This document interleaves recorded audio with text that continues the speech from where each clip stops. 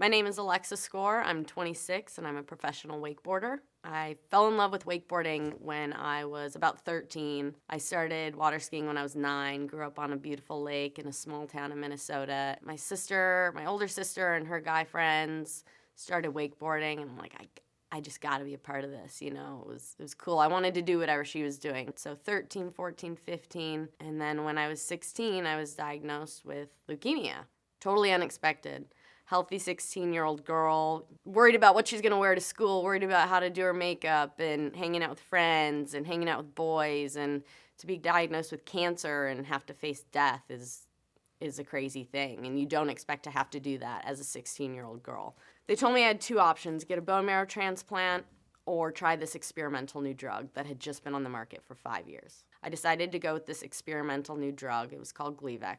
It is an oral chemotherapy. We weren't sure if it was going to work, and if it did, weren't sure how long it was going to work. And so I started it and immediately got so sick. The bone pain got worse. My energy levels hit the floor. I couldn't eat, didn't have an appetite. I remember the first time I got in the shower and I didn't have the energy to stand, so I had to sit in the shower and I couldn't even raise my arms to wash my hair.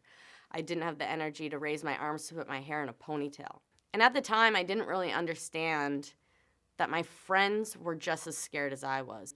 We didn't necessarily communicate as well as we could have, and they didn't know what to say. They didn't know if they could bring it up, if I wanted to talk about it. I felt disconnected from them because I didn't know if I wanted to talk about it either, but no one was talking to each other. So I immediately just made this decision, you know what?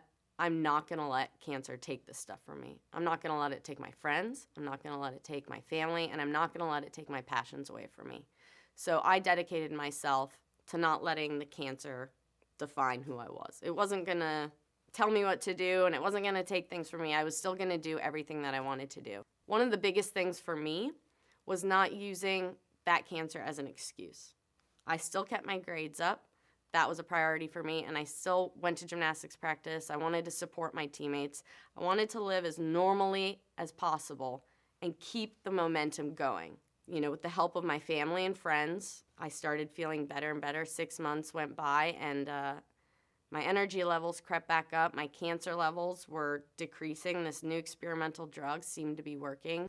By the next summer, I was back on the water. I was still being treated for the leukemia, but I, despite the side effects, just kept pushing, didn't let those side effects hold me back. I wanted to keep going. So the next year, accelerated my learning and graduated high school early. I packed up my truck, didn't know where I was going to live, didn't know what I was going to do, but I drove from Minnesota to Orlando, Florida, found somewhere to live, and started pursuing my dream of being a professional wakeboarder. And I trained as hard as I could. I met people, I networked, and picked up sponsors, and slowly but surely it was like, wow, this might actually happen. And in 2011, when I was 21, I competed in my first pro contest. And 5 years later, here I am, still living my dream. I'm living with cancer, living my dream. I've got to work a little bit harder to accomplish my goals and to do the things I want to do, but kind of like being the underdog. I kind of like, having the odds a little bit against me, and it feels that much better when you accomplish your goals. So for those of you out there who might be living with cancer or might be dealing with a disease like this, push through. Stay true to who you are and take it day by day.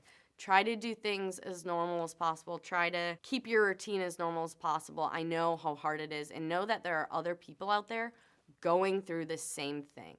It's okay to reach out to friends. It's okay to reach out to family for support. For me, I was a little scared to do that, and I didn't know how to communicate to my friends. Will you just come sit inside with me? I feel so sick. Just come sit by me. I just needed a friend to really be there.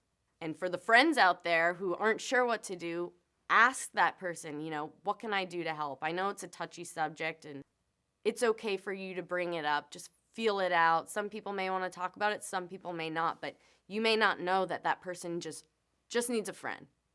I have this dream, and I'm not going to let anything stop me. I didn't know how I was going to get there. I didn't know how I was going to get from laying in bed 20 hours a day to being a professional athlete.